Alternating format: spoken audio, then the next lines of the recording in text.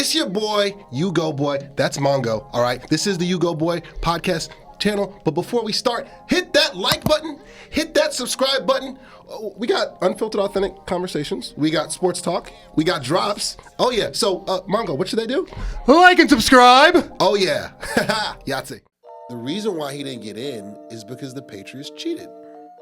It's really just that simple. Spygate happened. Deflategate happened. Does this take away and tarnish his legacy? Yes, it does. You can't mention the Patriot dynasties and all those championships and all those wins would just gloss over the fact that they cheated in 2 of them and got caught cheating. You go, boy. Yo, yo, yo. Do not adjust your TV sets. You see this face. You see that face. Sports talk. Super Bowl on the horizon. NFC, AFC championship game. You know what I mean? That happened. I just got back from Nigeria. All right. Coaches are getting fired and hired left and right. Bill Belichick's not in the Hall of Fame. Mongo, you ready? Let's rock. Let's rock and roll. Sports talk, U-Goboy podcast. Let's get it. Yahtzee. Whoa. Hey, this a vibe, nigga. Whoa. Woo. Secure the bag. I need more. Hey, 3P, Jordan. Whoa. Woo. I can't keep it on a low.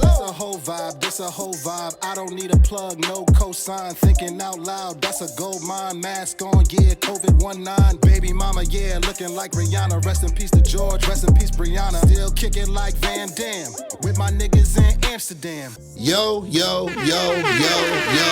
I just want Kevin Nash's. I just want Kevin Nash's. Big sexy. That's what I want. Oh my goodness. It's your boy. You go, boy. Boy. And we're not here alone. Mongo's in the building. Mongolicious. What's up, dog? How we doing, brother? Good to see you, man. What's up, man? Listen, I'm fresh off a flight. All right. I've been in Nigeria for the past week and a half. Welcome back. Loving life. Congrats to my brother King. Congrats to Chidima, my new sister-in-law. Saw a bunch of fam. I ate a bunch of jollof rice, a bunch of goat meat. Nice. I'm loving life right now. It was a vibe. It was a vibe, man. Margo, how you been, dog? I've been good, man. Listen, we're it's that time of year, man. We're almost at March Madness. Mm-hmm. We're almost at the road to WrestleMania, and it is Super Bowl season. Oh, it is. Get them Don DeMarcos going. Get them going. Get hyped. Can I get some Ric Flairs? I need some flares. Woo. Love you, Rick. Love you, Rick. Oh, my goodness. Sports talk. I think episode 75. I lost count. I don't know. This episode 7. You had a change rate going to Nigeria and back. At one point, it was 73,000 or something. I don't know. I don't know how the exchange rate works. Speaking of Nigeria, I got the Nigerian soccer jersey on, of course. Super Eagles, baby. We didn't win the African World Cup, but we got to the semis. But congrats. Just like the American Eagles. Exactly. Look at you go. Exactly. Round of applause for Senegal. Round of applause for Senegal. They won the African World Cup. They beat Morocco. A lot of cheating, a lot of scandal, but West Africa won it. West Africa in the building. So, Mongo, a lot to talk about. Before anything, like the video, subscribe to the channel. Doing crazy numbers. Round of applause again. Crazy numbers on YouTube Shorts. Again, we're doing about 1,000 to 2,000 views a day. We love you guys. We love you guys. You guys are the engine that makes this show go. And of course, on all the platforms, Sports Talk, on TikTok, Instagram, Twitter, X, whatever you want to call it, Facebook, Reddit, MySpace, FarmersOnly.com Farmers profile. Only, JGate, Black Planet, MeetBlackPeople.com. Do something. It's on everything.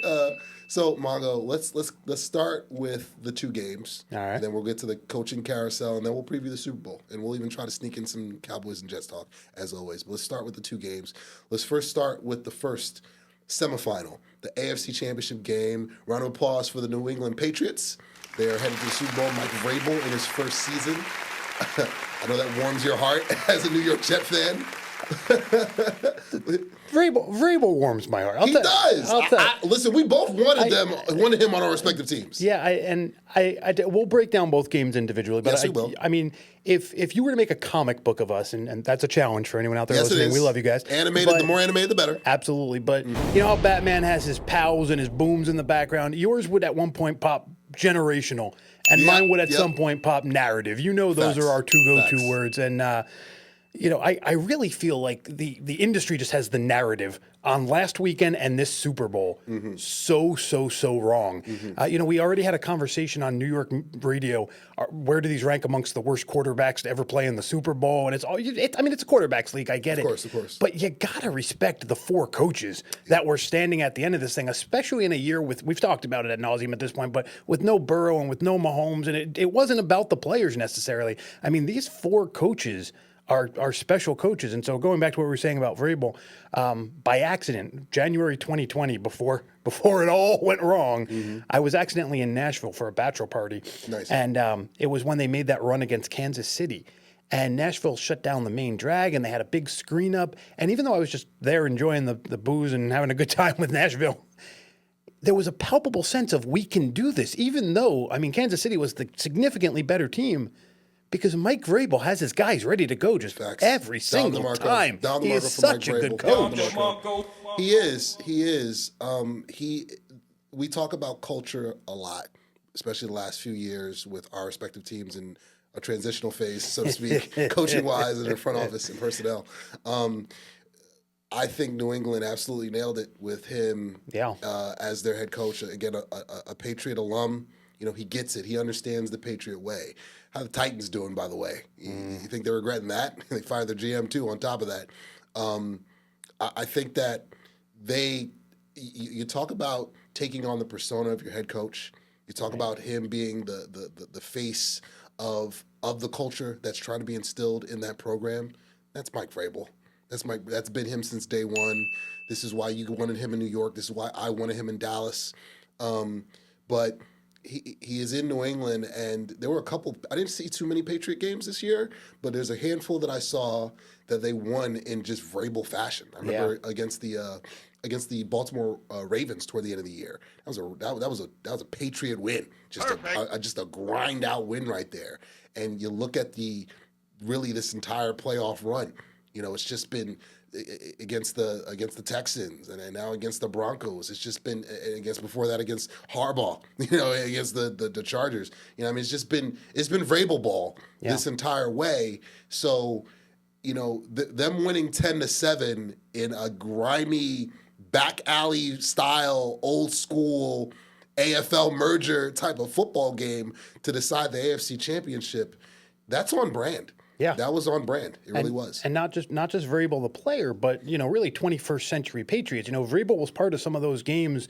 You know, this whole era. You know, if you're out in the comments waiting for me to accidentally put Vrabel in a game he wasn't in, you get my point, knuckleheads. You know, this whole era runs together, and you know, you have your Tuck Rule game and your snow games and all your different random accidental games that Patriots of this century are aware they've not won by accident. That's unfair to Brady and Belichick. Put them in the hole, cowards. Dom DeMarco. But you know, the whole dynasty has had some luck along the way. Even Tom Brady and Belichick would tell you that. Of course. And so Vrabel's aware.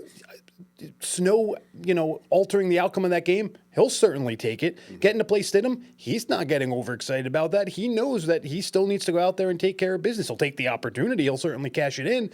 But, you know, he's part of that bigger picture. And, you know, shout out to New England also. You mentioned about, you know, an alum. It's hard to go alums back to back. I mean, it's hard for them to look at what happened there and not be scared off. So, I mean, good on them for knowing what was right. And then, you know, good on Vrabel for, you know, taking and applying what he learned as a player. Subscribe to the channel. Sports Talk, me, Mongo. You know what it is. You know the vibes. We got Marvelous on the boards back there. The Marvelous one himself. I think even with Jarrett Stidham filling in for Bo Nix, I don't really see that big of a drop-off. I mean, Bo Nix is your classic game manager. Like, the Broncos were not the #1 seed because of Bo Nix. I'm sorry. Let me say that one more time into the camera. Bo Nix was not the driving force behind the Broncos 1 seed and their double-digit win season in their AFC West championship season. He wasn't. It was the defense. Oh, yeah, of course. It was. This was a defensive-led team. And even if he plays in this game, he's got to deal with that Patriot defense and the elements on top of that. And again, once that defense got that big turnover, they got a short field, Drake May touchdown, rushing touchdown up the middle or whatnot on a keeper. That was more than enough because it was going to be a drag. I mean, Drake May didn't do much. You know what I mean? And he's not the driving force. Yeah, he is getting of course, he's going to get a lot of MVP votes because it's a quarterback-driven league, so to speak. But that game was won with the defenses and who was going to get that big takeaway and make that big game-changing play. And it was the Patriots. It was even the Patriots late in the game getting the interception. You know, and how about the boneheaded? Tell me when I'm telling lies. Tell me when I'm telling lies, please. Tell me when I'm telling lies. Not kicking that field goal. Yeah. Very Dan Campbell-esque. who knocked himself out of last year's playoffs. Exactly. One every time. And prevented them from getting to a Super Bowl a couple years ago in San Francisco. I'm watching the game, multitasking, and I'm just like, take the points. It's the playoffs. Mm-hmm. You're a game away from the Super Bowl. This analytic BS, nonsense, dribble, poppycock. Yeah. I just call shenanigans. You take the points. We have been hoodwinked. Yes. Another Stephen A. Smith. Hey, give me a Denzel, too. Give me a Denzel. All money and good money, Jerry. Run them again. All money and good money, Jerry. One time. Marv chose violence back there. No, it's you take the points, man. You take the points, and 3 points was the difference because they trusted the analytic chart instead of the old school, old-fashioned football chart of, yeah, it's the playoffs. This is going to be a defensive drag. Let me slog. Let me take the points. Yeah, and it's a small sample. Listen, the playoffs are an incredibly small sample size, but look at where New England is in the turnover differential amongst the playoff teams versus where they were in the regular season amongst those 14 teams. Look at some of just the absolute offensive line, which is not uncommon for the Patriots, but there have been just some busted plays on offense for them. It's very clear the Patriots have decided to come out and be a little bit more aggressive, kind of go to the next chapter of the playbook in the playoffs. So if you're Denver and you're watching that, especially, you got the veteran coach, you got some veteran players on that team, let New England make its mistakes. Agreed. Play the safe game in this case. There's a time to be reckless. That was not the time. New England I really feel was destined to mess up at some point if that game was completely tied and then that weather kicked in. So I agree with you. Just bad decision by Peyton there. Like the video. I'm just so glad there was no overtime. I didn't like the elements. I'm not a big fan. Part of me is a fan of when the elements just take over in this defensive football. But, dog, in a playoff game, I want to see some points, man. I want to see some fireworks. I don't want to see too much of a slog. Once the snow went from freaking Dr. Freeze taking over Gotham in that stadium, I was just like, Patriots, just don't screw this up. Like, end this game in regulation. I didn't want to see overtime. I wasn't interested. Which, on that, just one more thing going back to this field, because that is the same way we're going to talk about some of those bonkers Dan Campbell plays, for every time the Lions get knocked out of a playoff for years to come. That field, for those who don't know, I'm a teacher, and I work in a district where the superintendent, it's not a big district, it's not a famous district. The superintendent has a weatherman on retainer, basically, who he can go to for, cancellations, delays, that kind of stuff.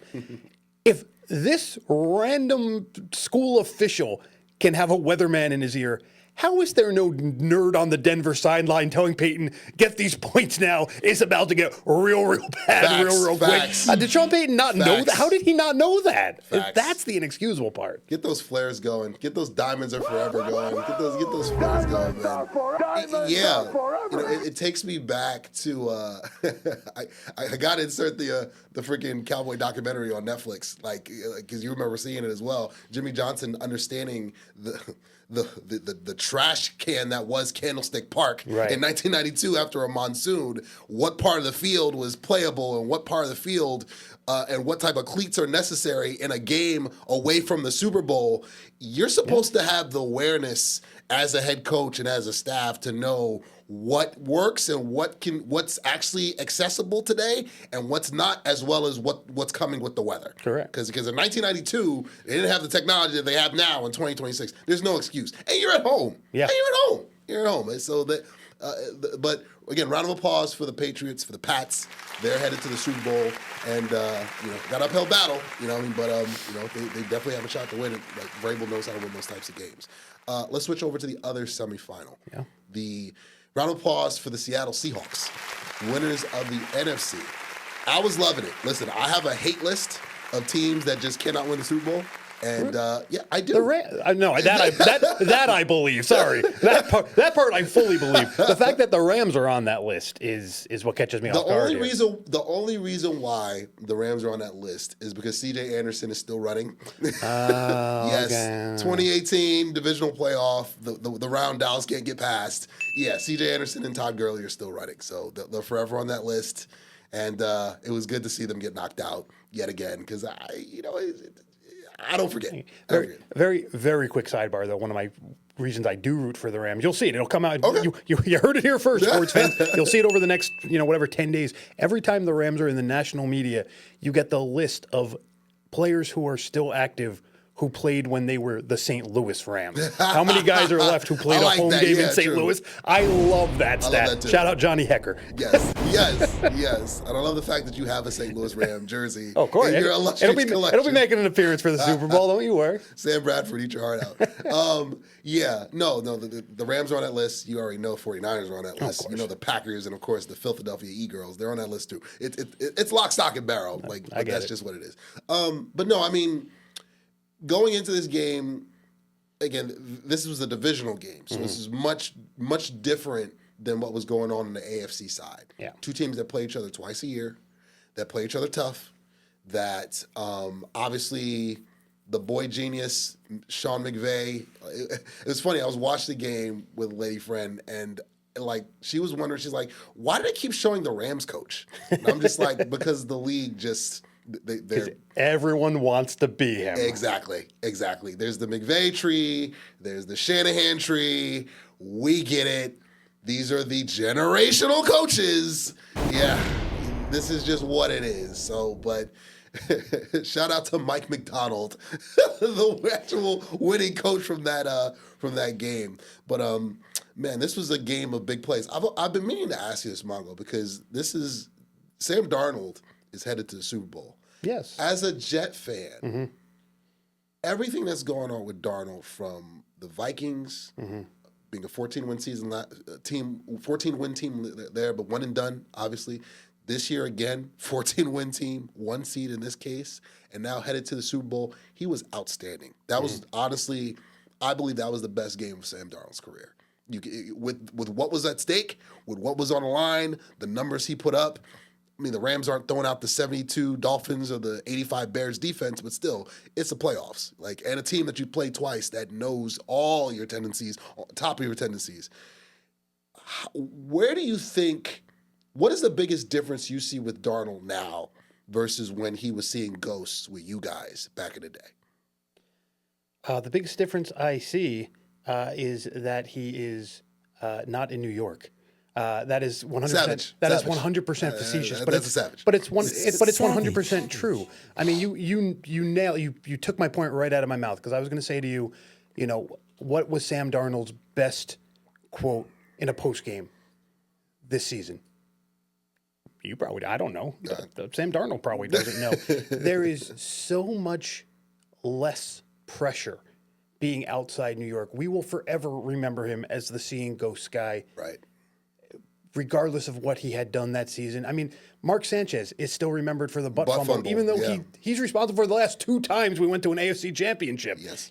He deserves a monument in MetLife for what he was able to do, and for the games he was able to win by Jet historical standards. But, he's the butt fumble quarterback. Darnold's the ghost quarterback. You are remembered for what you did wrong. Check out Darnold's interception numbers this year. That wouldn't have flown in New York. Now, they would have been a worse team, which certainly, winning is the best deodorant. We know that. But he's able to get away with so much more because he's not being scrutinized. And listen, there's a reason that for every, Tino Martinez or Scott Brocious you get who come to the Yankees and get 50 times better, you get the guys who bat 150 and are gone after 2 years. New York is not for everybody. Agreed. I'm not just chalking up to that. I mean, the Jets are a horribly coached team. He didn't get here particularly at the time we were good, definitely not as good as the Seahawks team is. And I don't believe him to be a New York guy. I don't believe a lot. I mean, you would have seen him go to different colleges. You would have seen him do different things. Give me Johnny Football. Give me Baker Mayfield, right? There are clearly guys who want the limelight. Yeah. He doesn't, and that's okay. I'm not faulting him. I'm rooting for him relative to the Patriots in this thing. But I think that's honestly the biggest difference. He found a place where he's comfortable. He found a coach that can support him, a defense that can certainly support him. And, he's got a ton of talent there. He's got multiple – obviously Charbonnet's out now, but he's got two running backs who can carry a team. He's got a reliable tight end there he likes. He's got, obviously, Smith and Jimba is great.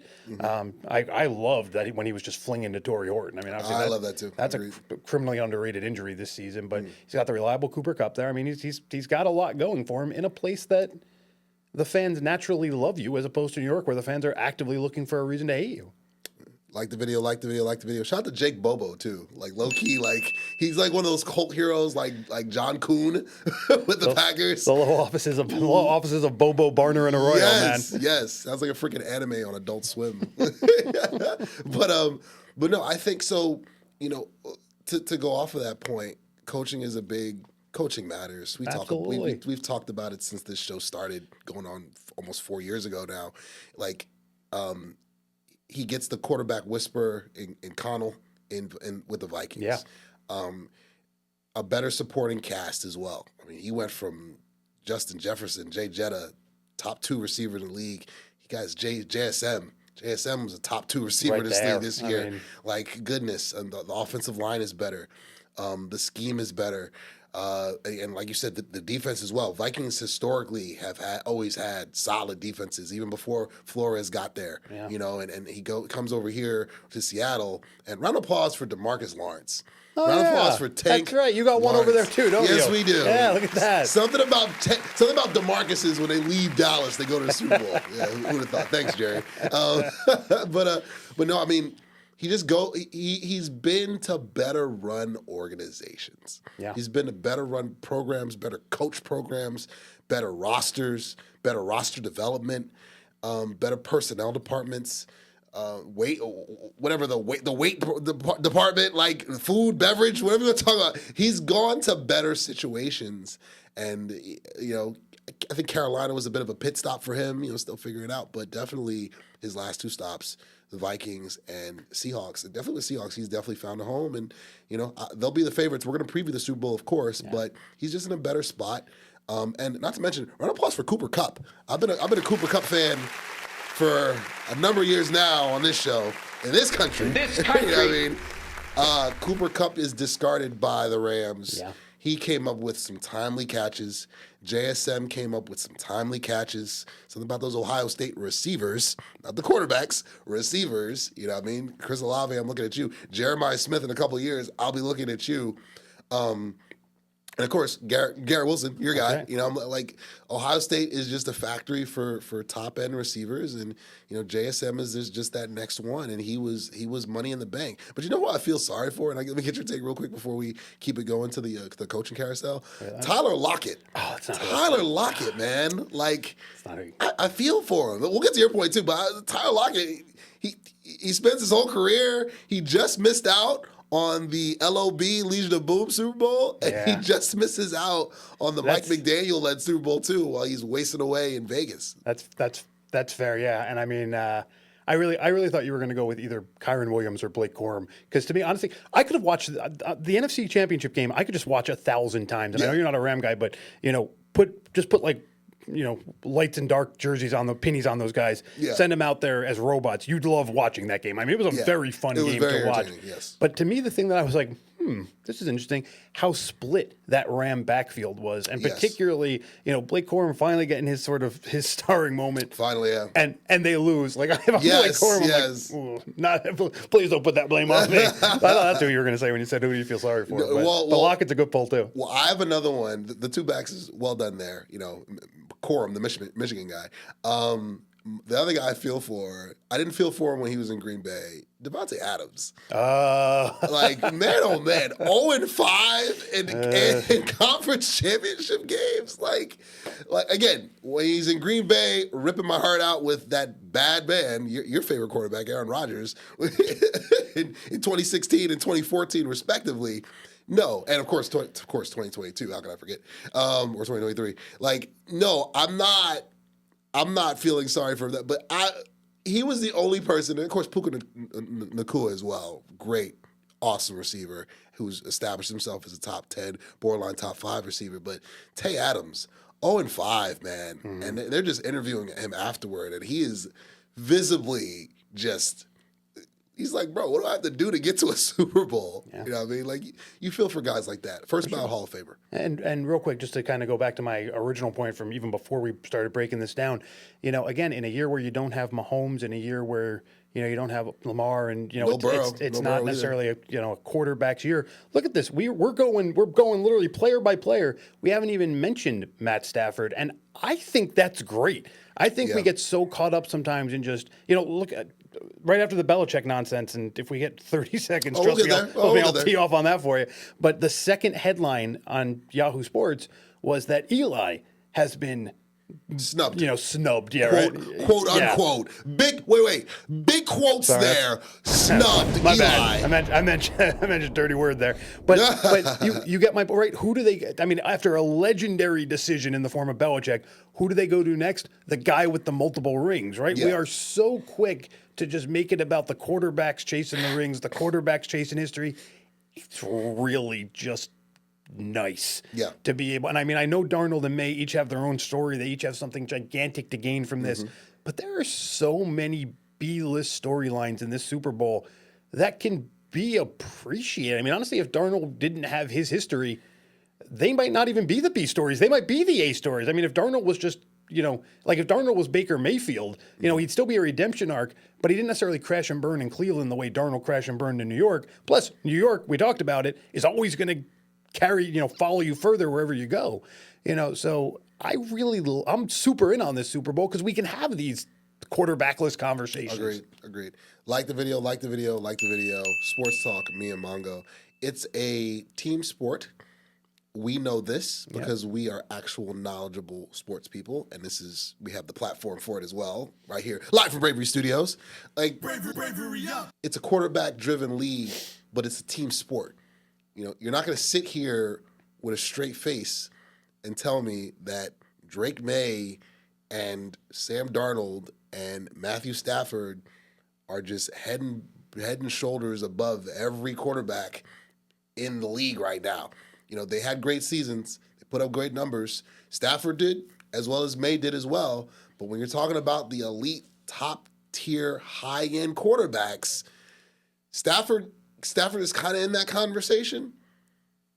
May had a great season, but I don't put him in there. No. I don't. May definitely not. I mean, May needs to do it more and more. Yes, we got to see a body of work. No one's putting Darnold there. No. I'm sorry. Darnold can win 3 straight Super Bowls. No one is saying top-end, high-end quarterbacks, elite quarterbacks. No one's putting Sam Darnold there. Somebody on a major New York radio show used the word Brad Johnson in the same sentence as Sam Darnold earlier this week. Now, I thought that was an outrageous take, but it doesn't change the fact that somebody who gets paid to do what we're doing right now felt the need to go. You want to talk about going to ghosts? I mean, that's one of the 5 Super Bowl, whammy quarterbacks of all time. Agreed. We're in that category. He's not one of the best quarterbacks in the league. Yeah. If you're going to talk about Brad Johnson, you got to bring up Jeff Hostetler. Trent Dilfer. You got to bring up Trent Dilfer. They all came up. There's a number of them. There's a number of them. I want to say Jalen Hurts, but I can't. But, changes are coming in Philly. You can take Nick Foles if you want. You can take Nick Foles. There we go. I'll give you Nick Foles. I like the way you work. Martin, we here. Shout out to Adam Scheffler too. He said that some big changes are coming in Philly. I'm interested to see what's afoot. AJ Brown, please go to the Patriots. Please go to Patriots. Let's keep things moving. The coaching carousel, Mongo. Some coaching changes took place. Joe Brady is the new head coach in Buffalo. Monken, that just happened today. New head coach in Cleveland. Dable, I believe he went to Tennessee. Stable to Tennessee. As an OC. I believe McCarthy also knew since we. McCarthy as well. Thank you. I knew I was forgetting a big one too. McCarthy, a Pittsburgh native, the big guy. He goes from the Packers to the Cowboys to the Steelers. He's got papers on somebody in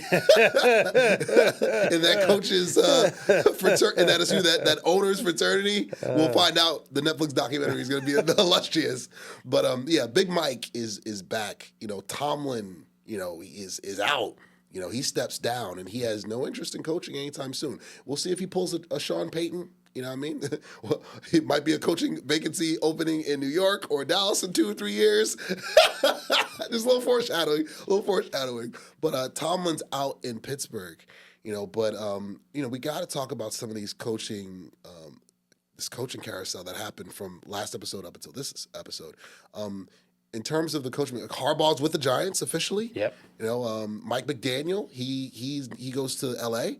He chooses the Chargers over a number of vacancies, including, I believe, Philly was after him, and a couple teams were really after him. He was just like... One of the disasters, Cleveland or Vegas, or one of the disaster squads wanted him. Yes. I forget who, but... And I believe Buffalo, too. Buffalo was interested as well, and he turned it down. I put them in as the disaster. What a disaster. Joe Beningo, we love you. No, I mean, of these new coaching hires, which one are you just like... Give me one that you feel like nailed it, and another they're just like, what the hell are you doing? Got to give you one that nailed it, and 3 that are disasters. I can do that. Yeah, no, go for it. Well, no, I'll get there in a minute. So this is chalk, but I'm sorry. The Harbaugh signing is fantastic. I mean, that for the Giants. I mean, that is such a great signing. I mean, obviously he adds the leadership. Obviously, you can trust him fully. The fact that there was a sort of a pause where they were figuring out sort of behind the scenes stuff means they've already had conversations about whose show it is. Some back channeling. Right. We made sure we know exactly who's responsible for what, which I think with a veteran, coach can be critical sometimes. We saw Pete Carroll literally scorch earth a franchise this year. So, I mean, I think that's super critical. But also just things, the defensive scheme isn't going to have to do a whole lot of changing. And, obviously the pieces are in place. They have a great pick to work with this year. They can figure out what they want to do with that. So I think it's a great fit for anybody. But then to bring in, I think they're closer than people realize to taking that next jump as a franchise. So you want a veteran coach who can, be there to catch them when they make that jump. So I think that's a really good one for them. The bad ones to me go together. And I'm going to, boom. You got a camera, use it, camera, baby. boom. Because I want to make sure I'm remembered in history correctly for this. McCarthy, Monken, and Brady together to me are bad because of where they necessarily ended up. And so I need to talk about all of them together. And so individually, not bad coaches. I would just want to settle that. Come replace Aaron Glenn anytime any of the 3 you want. But Savage. So for me, my problem with Monken is really twofold. The first is that, leave it to Cleveland, who basically does everything analytically behind the scenes, to somehow regress back to a guy that was already on their coaching staff in 2019. Like, they're so robotic, they don't even care that they've chased this guy out once before. I mean, it's crazy how little that franchise pays attention to really anything. But then on top of that, I mean, this is a team that is a ways away. And when you look at Monken's history, it's kind of near Schottenheimer, your boy there in Dallas, where he's done a lot of journeying. And even, I think he was at Southern Miss, I think was where he had his most success. He had 3 seasons. I mean, success, he went 13-25. But when he finally went to a bowl his 3rd season, he was gone. So even if you want to make the argument he's had a successful year as a coach, we don't know what would have happened when that senior class turned over, when the transfer portal came calling. We don't know what he actually can do in terms of building something. So unless you don't believe as Cleveland's ownership that Monken's going to be around for more than a few years anyway, which given their history, they might already be thinking that, he's a weird fit there.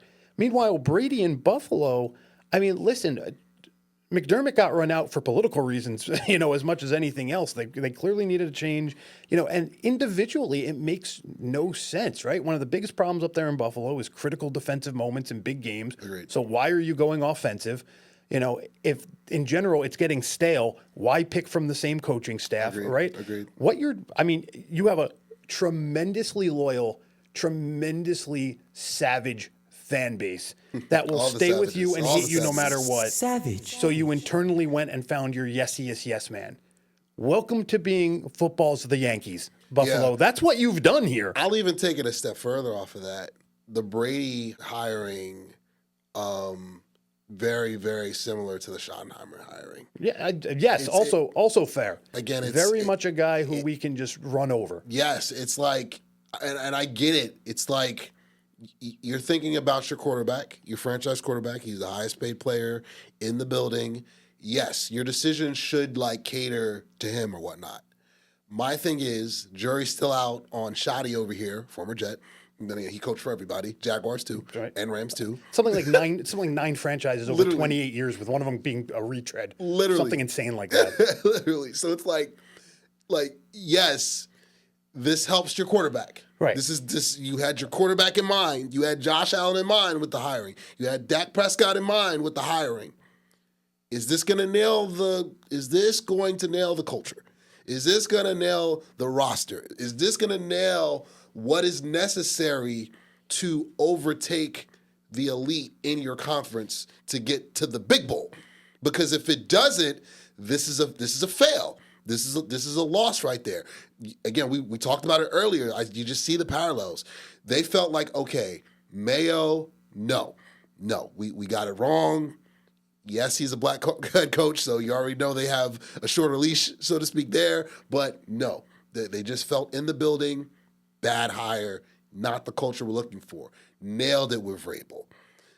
Vrabel makes May better. Vrabel, of course, he makes the defense better. Right. They take on the persona of the coach. Is that going to be the case in Buffalo? Is that going to be the case in Dallas? Is it? Buffalo is even worse because he comes up through the system. So either Brady has done a great job biting his tongue, Buffalo's coaching staff and players have done a great job hiding the fact that Brady's been trying to mutiny the whole Yes. time, or it's going to be more of the same unless the ownership told Brady, listen, we're instilling the culture. You're going to Aaron Boone hard for us. And if that's the case, hey, how's that gone for basically the post-George Steinbrenner Yankees? Like, Agreed. listen, if you told any franchise you want to sign up for the Yankee path, you want to just make it to, you want to make it to the last 4 or 6 standing every single year, but never win, most franchises would say yes. Historically, the Bills are that franchise. They are. So listen, Tell me what I'm telling I lies. get what they're going for. It's I get why they're trying to do that. The fans aren't going to give up. They can get their hearts broken year in, year out. They'll jump through a table and they'll be right back there the following year. Facts. So I get that. But then just to finish the thought there, McCarthy and Pittsburgh, man, I don't know what they are, what they're thinking. I mean, this is a franchise that prides itself on its longevity of its coaches.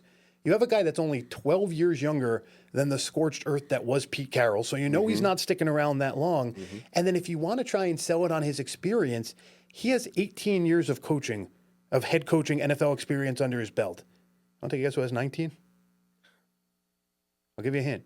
The guy's replacing. Tomlin. It's Mike Tomlin. I was thinking Tomlin. So the one thing McCarthy can brag about is the one thing he pales in comparison to the guy he's replacing. It makes no sense. So here's my thing, and here's what I said at the beginning. Take those 3 guys, put Brady on put Brady on Pittsburgh, where he could coach there for the next 25 years and develop whoever that next quarterback's going to be, whether it's Will Howard or a guy in the draft. Let McCarthy be there for Cleveland when they finally start to solidify things, and in the meantime knows how to take his lumps because he's done it with some, mediocre years from some proud franchises. Agreed. And then let Monken, known for his high-powered, high-scoring offense, take Josh Allen and try and make him the highest-powered offense. If you switch those 3, now they make a ton of sense. But in a vacuum, they're 3 garbage signings. I don't get it. No, I agree. I agree, man. That's well done. Well done. Round of applause for Mongo right there. You love to see that. I think that it's a package deal. It just you just can't look at an organization as a viable Super Bowl candidate if they don't nail the head coaching hire. Yeah. If they don't nail the the quarterback. You just don't. I mean, you can get away with mediocre GMs. You can get away with mediocre front offices. You actually can. It's sad, but you look at these hires, and I'm with you too. Like I did a kind of a deep dive when all of the news broke about each of them, and I'm just like, okay, well, Buffalo was doing this for Josh, and Pittsburgh's doing this because he's a Pittsburgh guy. What would he do? I used to live out there. It's cold. And the Browns are just doing... Look, listen, man, the Browns just do Browns things, all right? Like, I get it. Monken was in your division. The ownership still isn't sold on Shador. He was named to the Pro Bowl alternate list. Listen, ratings, bro, ratings. We know this. Which, in fairness, in a world, now again, football's the only one that doesn't call it an all-star game. They call it a Pro Bowl. Exactly. But from a standpoint of all stars, all the stars are there. Yeah. I don't mind the premise of going out and getting the guy who basically belonged on the cover of Madden this year for just how many times we talked about the dude. Agreed. I don't mind it. I got to be honest. It's stupid. It completely, I want to say it completely belittles the game. What game? I think they're playing flag football. I think they're playing I'm not flag even again, sure. yeah. Savage. So I can't mind it. Sorry, I digress. It's okay. I'm not mad at it. Like the video, sports talk. Sorry, real quick before we go to that last one, we missed two. One I don't care about, but one I think is worth it. The Packer dude went to Miami. Hafner, whatever his name is. Yes. Sorry, Dolphin fans. We're gonna get a call in a minute now. Sorry, Dolphin fans. I don't think that's gonna help you guys. But the one I do like, Minter going to Baltimore. Yes. I like that one a lot because, listen, we see it in Seattle, right? If a guy is a defensive-minded guy who's coached for both Harbaughs, it sure seems to work out well. So I love that move. They're not going to have to change a whole lot there. I like what the Ravens did there. I mean, to basically lose the best coach, amongst coaches lost, to then get, in my opinion, one of the better coaches gained. It's a nice save by Baltimore, if nothing else. Yeah, and I really love that Dallas did something different with our defensive coordinator hire. I was fully prepared for Jonathan Gannon or Jim Schwartz. Where Gannon went? That was I forget who has him, but that one I went. I think Gannon ended up with the Packers. Yeah, Gannon's he's with the Packers. He was out of the Packers or the Eagles. Is one or the other. I think he's gonna switch over being OC. Both of those feel right, to be honest. But no, I was prepared for Gannon. I was prepared for Ron Rivera. I was prepared for Rob Ryan. I was prepared for Rex Ryan. I was prepared for a Jerry Jones-led bullshit hire of a former coach that just has some type of connection to Jerry and his freaking Johnny Walker Black drinking circle. And I love that. Listen, it could definitely end in disaster. Mike McCarthy picked his own DC, and Mike Nolan, how'd that turn out? And likewise on the other side of the coin, Jerry chose Dan Quinn, and it did work out up until it didn't. How's he doing in Washington? You know what I mean? But I'm okay with Parker. I like the hire. I like that it's different. I like that he's assembling his own staff. I love what he did in Philly with Quinyon Mitchell and Cooper DeJean and that defense winning a Super Bowl last year and also being a dominant unit this year until they eventually imploded because they have a fullback at quarterback. It's just like I'm happy that Dallas is trying something different at defensive coordinator. And, we said it. We've said it numerous times. Tell me when I'm telling lies. Punk, we love you. Great championship reign. It's like, bro, the definition of insanity. What is it? It's like you have to do something different. You have a window here of Dak Prescott playing top 3, not top 5, top 3, and he's not 3 quarterback play in this league right now. And you don't know how many years you're going to get that for. Right. You don't know about catastrophic injuries post late 30s. Like, you've got to strike now. You got to bring back Pickens. You got to get this defense right. I told you, tell me when I'm telling lies again. The draft super show's on the way. I'm going to have the draft music in post on loop. The draft picks need to come in. They got to be all defensive. I want 2021 energy. Like this, the defense has to be the focus. It just has to be. If it's not, same bad time, same bad channel, they're going to miss the playoffs for a 3rd straight year. Right. And that's the last thing anybody wants from Cowboy Nation. Just to make sure we're all aware, why this is so important and why what he. I know if you're tuning in for second or third time and you're like, oh, is this always a Cowboy show? Spoiler, yeah, it is. Yeah, Deal with it. I don't know what to tell you. As well as the Jets. But in this case, why this is so critical and why this is such a good hire. This is not an innovation we're talking about. This is not like, it's 15, 20 years ago. Okay, we figured out how to use a running quarterback. Now let's advance to finding a dual threat quarterback, right? This is a binary answer of, were the Cowboys terrible? Yes. So you have to go completely the opposite way. It's not like, let's get a little bit better or let's innovate off of what we had. No. You had nothing. It's a teardown. There's nothing to build off of. Job Just get away from that and go as far as you can. So it was a very important signing. It's a good signing, mostly because, like you said, the key word here is it's a different signing. Everyone they interviewed was secondary. Critical. We had an historically worse secondary. We talked about DVOA on the last episode. Right. We're talking like the 80s, how bad the passing defense was. So, we'll see if it works out. Draft Super Show is on the way. Oh my God. We might do a two-part. We might do a twofer this year. Like, there's just so much to talk about. I'm ready. Of course, and a free agency Super Show on the way as well. Can I get some Tell Me When I'm Telling Lies? Can I get some CM Punks? Let me get like 10 of them. Punk, I love you, dog. Love you too, AJ. His wife is a smoke show. She was a smoke show back in the day. She's a smoke show now. Phil's loving life. Rest in peace to his dog, Larry, too, who passed away. Man, the Hall of Fame was announced, and we talked about Eli not getting in. Shocker. I think the entire Giant defense. Steve Spagnuolo should just go into the Hall of Fame active before Eli because of those Super Bowl wins. But Belichick doesn't get in on the first ballot. And love to get your take. Let me get mine real quick. Belichick is the Red Auerbach of this generation. For our fans who don't know, won 1 billion championships with the Celtics back in the day. He's the Phil Jackson of this era. For our young viewers who don't know, again, won a bunch of championships with the Lakers and with the Bulls. He is rings. 6 with the Patriots, I think 2 or 3 more with the Giants back in the day. The reason why he didn't get in is because the Patriots cheated. It's really just that simple. Spygate happened. Deflategate happened. Does this take away and tarnish his legacy? Yes, it does. I'm sorry, it does. Like you can't mention the Patriot dynasties and all those championships and all those wins would just gloss over the fact that they cheated in 2 of them and got caught cheating. And not only did they get caught cheating, they got caught cheating multiple times. It came out with the Spygate thing. They were warned prior to it coming out. Like, listen, some shady stuff going on with drone cameras and filming. Guys, knock it off. And they still did it anyway.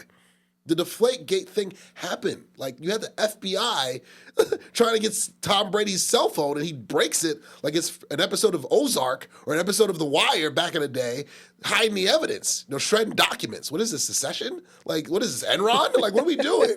Like, no, so, like, Bill Belichick is, again, he's the Red Auerbach, he's the Vince Lombardi, he's the Chuck Noll, he's the Jimmy Johnson, he's the Tom Landry. Like, insert Phil Jackson, insert historically great head coach.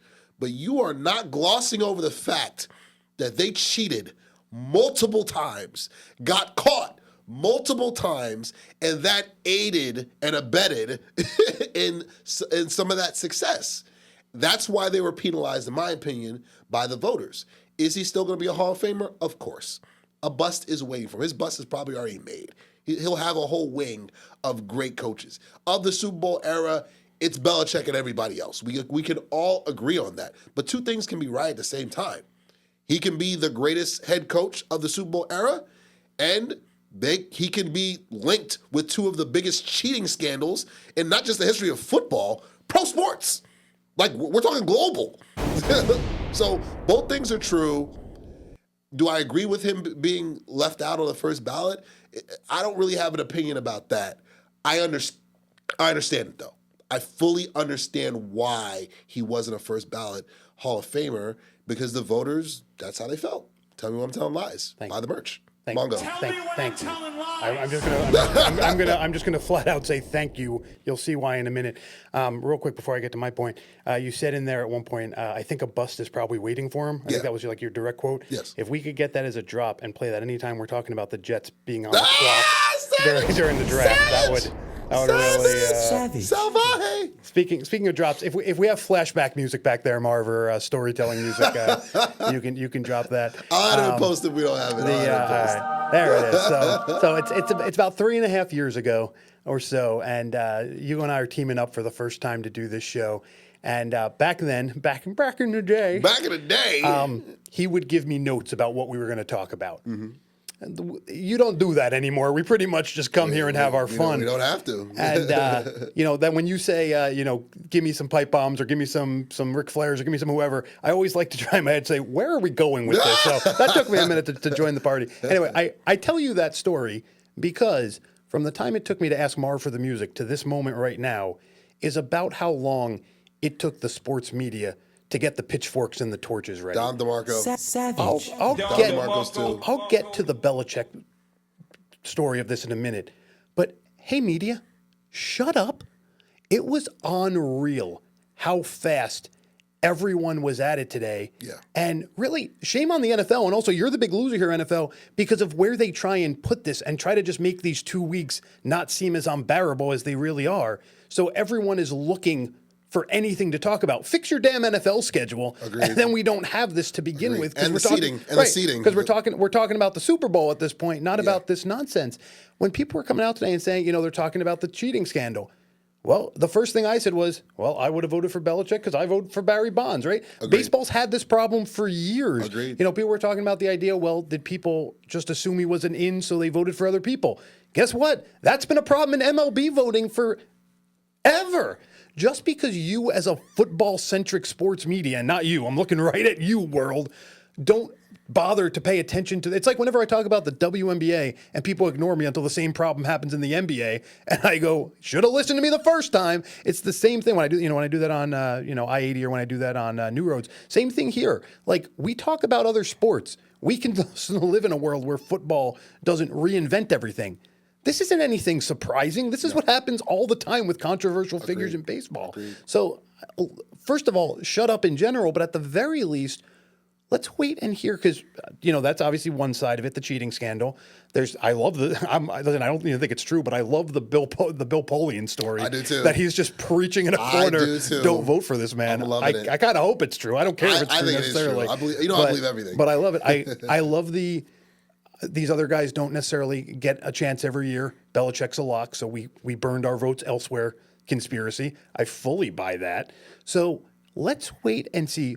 And remember, the other thing for those who don't know, you have 32 guaranteed voters who are in the form of one franchise, each gets a writer, and then you have 18 at large. Mm-hmm. So if it was 11 guys who have worked for ESPN who voted no, that's a totally different conversation we need to have than if the dude from Houston, the dude from Seattle, the dude from and everyone immediately, all the beat writers immediately came out like, wasn't me, I love the guy. Wasn't me, so wasn't me, you can kind of start to put the pieces together. But if this was just an ESPN-led conspiracy, well, yeah, now we're having a different conversation.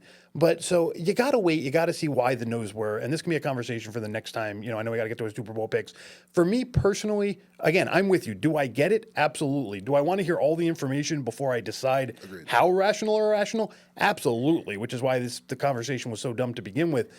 Again, personally, for me, it comes down to I would have voted in Bonds. I would have voted in A-Rod. I've been very clear. It's a Hall of Fame. Yes. It's people you want to be able to take your kid, your grandkid to that museum one day and talk about how great they were. Will I tell my grandkids about the Spygate, the Deflategate, the steroids, the everything else? Absolutely, I will. But that's my job as a vehicle of the sport, as a carrier of these stories, that the museum owes it to us as the goers of these museums to be able to tell those stories. So I would have put him in the Hall of Fame. I would vote for him again next year, but I would have voted for Barry Bonds the first time. If you're not voting for Barry Bonds, I get the argument against it. Can you tell the story of the NFL without Bill Belichick? No. No.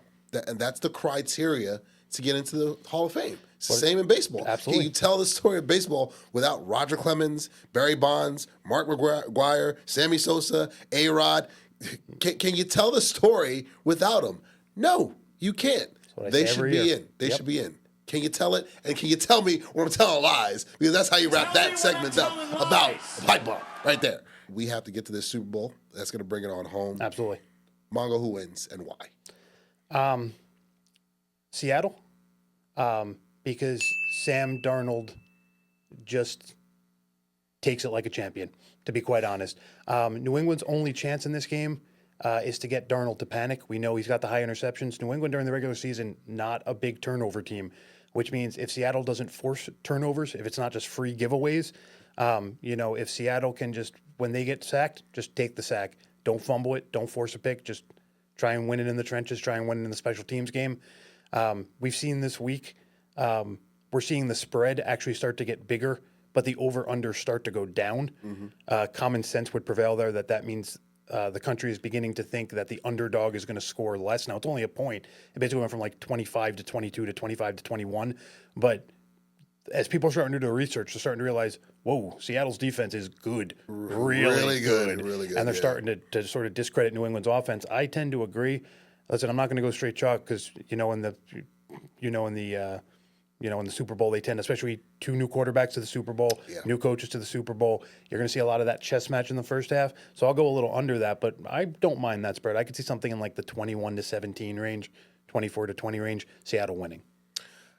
I'm going to go Pats. All right. I'm going to go Pats because I think that it's going to be a Vrabel game. Okay. I look back to when the Patriots beat the Rams. Pat Summerall and John Madden's last game together. The Rams are going to win it. Greatest show on turf. Of course they're going to win it. Yeah, but defense wins championships. Yeah. It comes down to that. Offense scores points. You need an offense to actually get there and to score more points in the championship game. But the defense is bringing it on home. If this is an ugly AFC-esque game, if this is high scoring, give me Seattle because I believe their offense is more suited to put up a lot more points in bunches than New England's, especially with that Seattle defense, because that's the key too. But if this is a barroom, alleyway, beat me by the dumpster and we about to have at it, give me Vrabel 10 times out of 10 times. That's the type of game they want to muck it up. Yeah, they want to muck it up from the beginning all the way into the end. And obviously Seattle's more familiar. This is Santa Clara. Right. They know how to play there. They play the 49ers there every year. And they won the 1 seed there. So you could absolutely I'm with you there. You can make the argument that Seattle's going to win it and should win it. That's what I'm going to go with here. Seattle should win it. But I think this is going to be a Vrabel fist fight, and I think the Pats are going to pull it out. It's really, it's going to come down to can Seattle get that happening because I don't know the exact numbers. But first of all, these are incredibly well-rounded teams. We are criminally disrespecting. A very well-coached teams. We are disrespecting both of these teams Yes. as a national media Agreed. and as the average fan. Like just look at just go to any team-based stat and look at how often they're in the top 7, top 8. I mean, these are very well-rounded teams. Both of these teams play a very well-rounded defense. A little bit more relative to like the other 31 teams, a little more stout against the run, just in terms of ranking. Both are very well-rounded offenses, but both a little bit better in terms of rank with the pass. So we should see both teams actually trying to throw more because they're a little bit better, and the run defenses are both a little bit stronger than the pass defenses. And so that worries me that it may naturally, Vrabel's going to have to keep and I trust he can. I'm not saying that he can't. But Vrabel's going to really have to come out and keep the hands on the brakes because just a very quick 10-second statistical analysis would say it makes sense for this to become a shootout from a team in a vacuum standpoint. But I'm with you. That does favor Seattle. So it's going to be on Vrabel to figure out how to not make it that kind of game. Yes. No, absolutely. And believe it or not, this was Rapid Fire, which is brought to you by U-Goboy merch. Grab the merch. We're merched out with the hats. We're live from Bravery Studios, and I think we're going to bring it on home here. It's about that time. Round of applause, round of applause, round of applause, round of applause. Mongo, The Super Bowl is upon us. Yes. We're gonna wrap it up in a couple weeks when it's all said and done. Marvelous is back there. Like, you're there too. You've got a beard. You've got the merch. The belt's there. NWO, Bret Hart had that. Diamond Dallas Page had that too. Let's give him some. And Lex Luger had that belt as well. He gets some belt. Do you have a Wikipedia page open I can't see? How do you do this every time? Listen, Very impressive. wrestling nerd, man. You know it. And you know me. I'm U-Goboy. I've got Nigeria on. I got the chain. I got the freaking emblem, Super Eagles. I got the merch too. We love you guys. We'll be back to wrap up the season, to wrap up the Super Bowl, to preview free agency, to preview the Super Draft shows, and we'll be back. Come on back. We love you guys. Keep on subscribing and keep on following. We'll be back soon. Love you guys. Come on back. Peace. Yahtzee. Whoa. Hey, this a vibe, nigga. Whoa. Woo. Secure the bag. I need more. Hey, 3P, Jordan. Whoa. Woo. I can't keep it on a low. This a whole vibe. I don't need a plug, no cosign. Thinking out loud, that's a gold mine. Mask on, yeah, COVID-19. Baby mama, yeah, looking like Rihanna. Rest in peace to George, rest in peace Brianna. Still kicking like Van Damme with my niggas in Amsterdam.